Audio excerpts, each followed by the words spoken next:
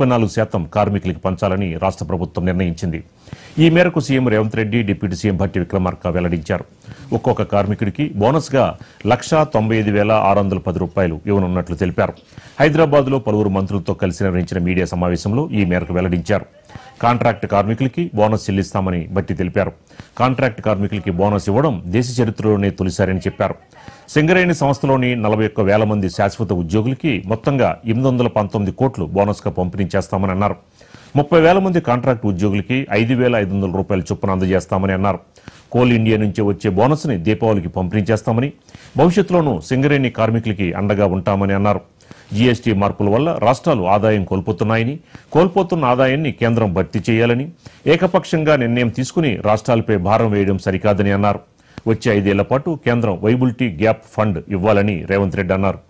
అదేవిధంగా సింగరేణిలో ఉన్న కాంట్రాక్ట్ కార్మికులకు కూడా పండుగ సందర్భంగా మిగతా కార్మికులకు బోనస్ వచ్చి వీళ్లకు బోనస్ లేకపోతే వాళ్ళు మనసు చిన్నపుచ్చుకుంటారని ఆలోచన చేసి మొట్టమొదటిసారి పోయిన సంవత్సరం భారతదేశంలోనే మొదటిసారి ప్రతి కార్మిక కుటుంబానికి 5,000 రూపాయల బోనస్ ఇవ్వాలని పోయిన సంవత్సరం నిర్ణయం తీసుకోవడం జరిగింది. మొట్టమొదటిసారి ఈసారి 5,500కు పెంచి 30,000 మంది కార్మికులకు దాదాపుగా 819 కోట్ల రూపాయలు ఈ కాంట్రాక్ట్ కార్మికులకు కూడా ఈ పండుగ సందర్భంగా బోనస్ ఇవ్వాలని మా ప్రభుత్వం నిర్ణయం తీసుకున్నది. అదేవిధంగా ప్రభుత్వ సమయంలో సింగరేణి కాలనీస్ కి రావాల్సినటువంటి సింగరేణి కోల్ బ్లాక్స్ అంటే తెలంగాణ ప్రాంతంలో ఉన్నటువంటి coal blocks, Singareni coal blocks government of India auction పెడితే ఆ ఆక్షన్ లో సింగరేణి కాలనీస్ పార్టిసిపేట్ చేయకుండా చేయటం వలన కొన్ని ప్రైవేటు వ్యక్తుల చేతుల్లోకి 2 సింగరేణి కాలనీస్ సంబంధించిన గనులు కూడా వాళ్ళ చేతుల్లోకి పోయినాయి. దీనివల్ల సింగరేణి